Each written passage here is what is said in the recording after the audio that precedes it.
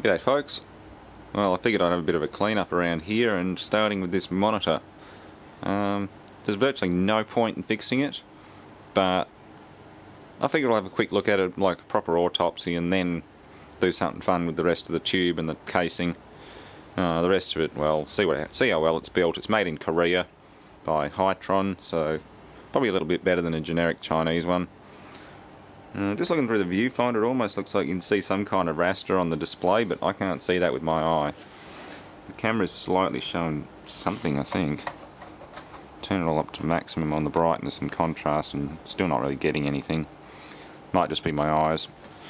But yeah, I had a quick peek through the vents in the back, and I can't see a glow coming from the neck of the tube, so maybe the heaters are out.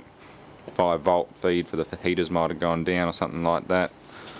But it's been sitting here on for the last half hour and it hasn't done anything, so it's pretty much toast. It's made in April 1998. It's monochrome as far as I can tell. Yeah, the model HVM1423. Oh well, I guess I better take the back cover off for starters. Yeah, back panel. I have tried putting a video signal into it as well. It still didn't behave at all. Is what vertical linearity and vertical height. Oh yeah. No, still no good though. Should be getting something from the tube, but it's just not doing it. I can hear the EHT.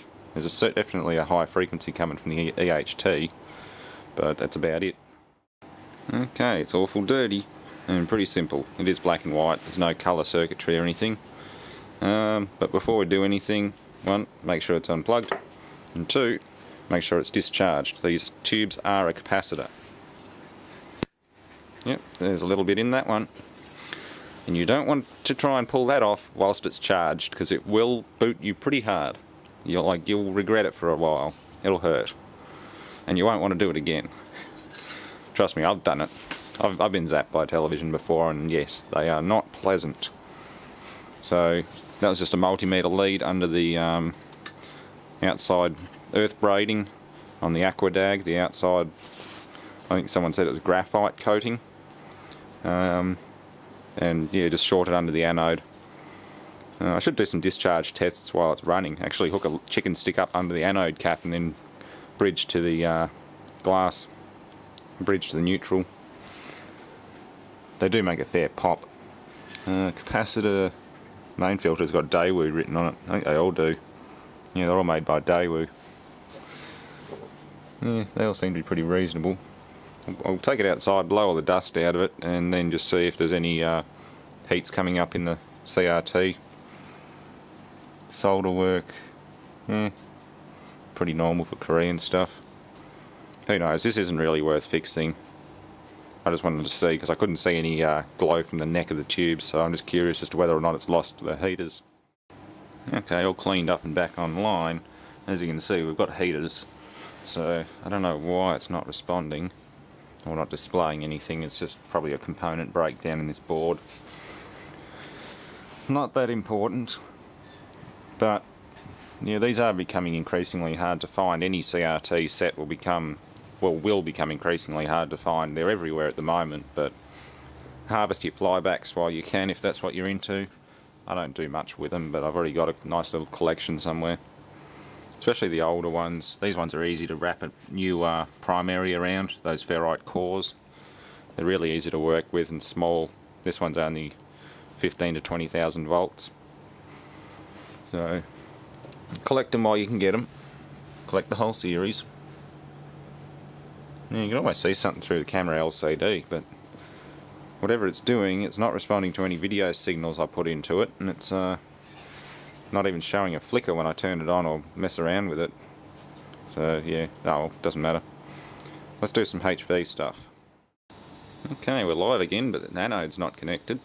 Let's see what this flyback's output is like as an operating set. I'm using a Teflon rod for this chicken stick. So because it's being driven by the set, the whole thing's shutting down.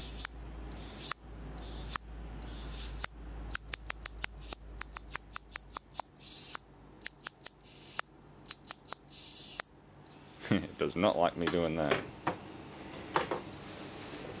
Oh, well, let's connect it back up and change a few things around.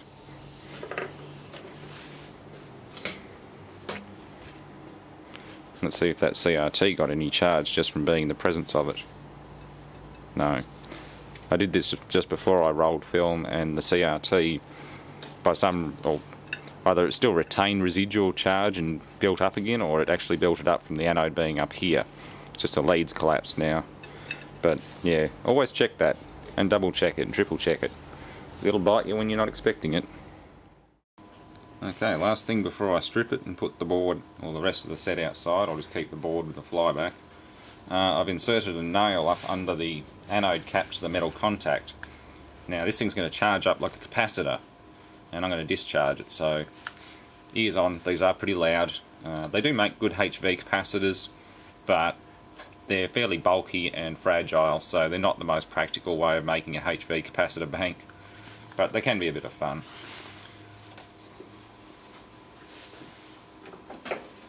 Shouldn't be too loud, but last time I did this it was a big colour TV set and it was painfully loud.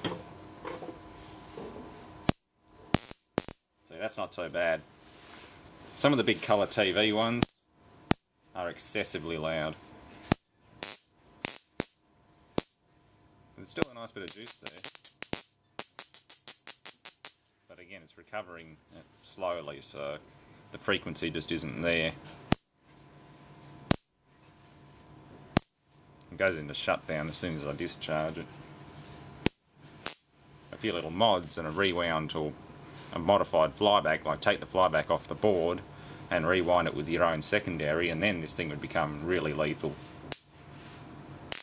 That'd give you a jolt like a massive ignition coil, but I'm not going to say it won't kill you. I'm sure someone's found a way to do it, but it's still a bit of juice.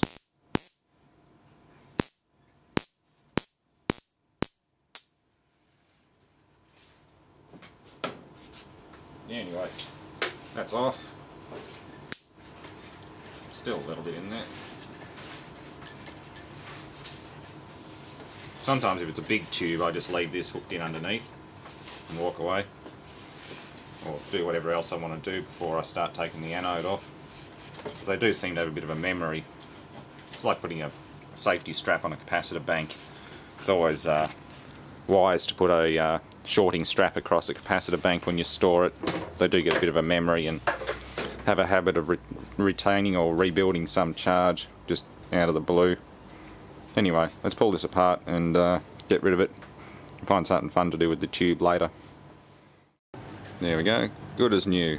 I may have also severed the implosion protection band on the tube before I put it back together again. Yeah, stay tuned for that one.